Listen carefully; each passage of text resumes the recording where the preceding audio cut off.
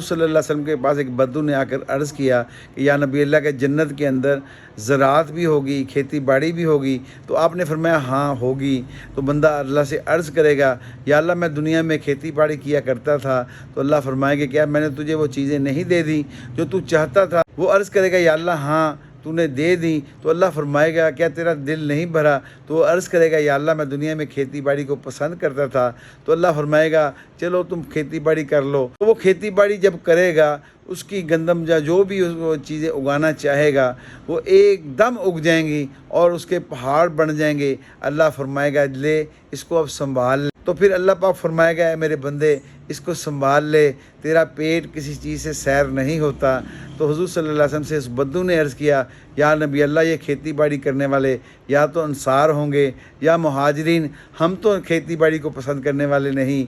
ये बात सुनकर आप सल्लल्लाहु अलैहि वसल्लम मुस्कुरा दिए।